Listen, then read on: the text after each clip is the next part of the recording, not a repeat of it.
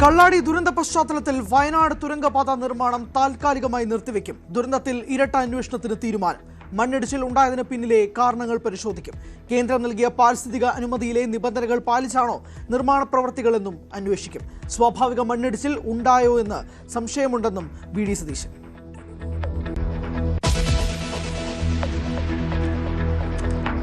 മുഖ്യമന്ത്രി അല്പസമയത്തിനകം വയനാട് കള്ളാടി സന്ദർശിക്കും. മണ്ണിടിച്ചിലിൽ കാണാതായ 5 പേർക്കായി തെരച്ചിൽ തുടരുന്നു. തെരച്ചിലിന് തടസ്സമായി കനത്ത മഴ. ദുരന്തത്തിൽ മരിച്ചവരുടെ മൃതദേഹം വിമാനത്തിൽ നാട്ടിലെത്തിക്കും. ആശ്രിതർക്ക് 5 ലക്ഷം രൂപ ധനസഹായം.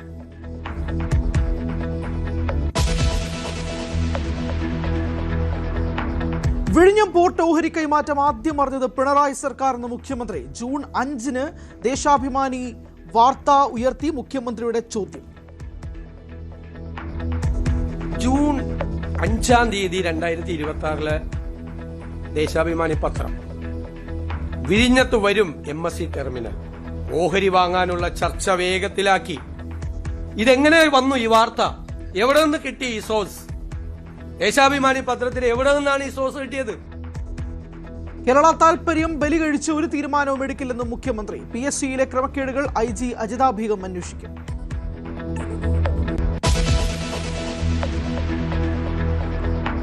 വിഴിഞ്ഞത്തിൽ മുഖ്യമന്ത്രിക്ക് മറുപടിയുമായി CPM. ഓഹരി കൈമാറ്റത്തെക്കുറിച്ച് മുൻകൂർ അറിവ് മുഖ്യമന്ത്രിക്ക് ഉണ്ടായിരുന്നുവെന്ന് MV ഗോവിന്ദൻ. മംഗലാപുരം സന്ദർശനം ഇതിനു വേണ്ടി കൂടിയാണ്. മുൻ മുഖ്യമന്ത്രിയുടെ പ്രൈവറ്റ് സെക്രട്ടറി എന്ന നിലയിലാണ് വിഴിഞ്ഞത്തെക്കുറിച്ച് രാഗേഷ് പ്രതികരിച്ചതെന്നും ഗോവിന്ദൻ.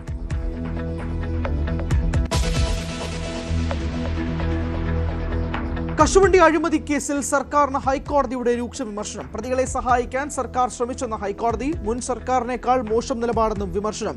പ്രതി ഉദ്യോഗസ്ഥരിലൂടെ വ്യവസായ വകുപ്പ് ഭരിക്കുന്നുവെന്നും കോടതി. വിവാദ ഉത്തരവിറക്കിയ വ്യവസായ വകുപ്പ് സെക്രട്ടറിക്കെതിരെ കോടതിയലക്ഷ്യ നടപടി.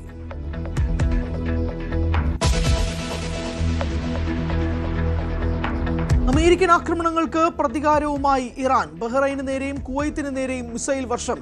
US-ന്റെ 5-ാം കപ്പൽപ്പടയെയും വിവിധ വ്യോമത്താവളങ്ങളെയും ലക്ഷ്യം വെച്ച് ആക്രമണം.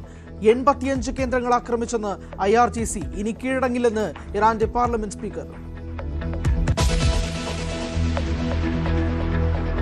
വീണ വിജയന്റെ പിണറായിയിലെ ഭൂമി പരിശോധിച്ച് ED. 80 സെന്റ് ഭൂമി പരിശോധിച്ചത് വില്ലേജ് ഓഫീസറുടെ സഹായത്തോടെ. പിണറായിയുടെ വീടിന് സമീപത്തുള്ള ഭൂമിയും പരിശോധിച്ചു. നികുതി രേഖകൾ ED ഉദ്യോഗസ്ഥർ കൊണ്ടുപോയി. ഓണം ബമ്പറിന്റെ സമ്മാന ഘടനയിൽ മാറ്റം. 30 കോടി ഇനി 1-ാം സമ്മാനം. 2-ാം സമ്മാനമായിരുന്ന 1 കോടി തുടരും. 50 ലക്ഷമായിരുന്ന 3-ാം സമ്മാനം 25 ലക്ഷമാക്കി. ടിക്കറ്റ് വില 500 തന്നെ തുടരും.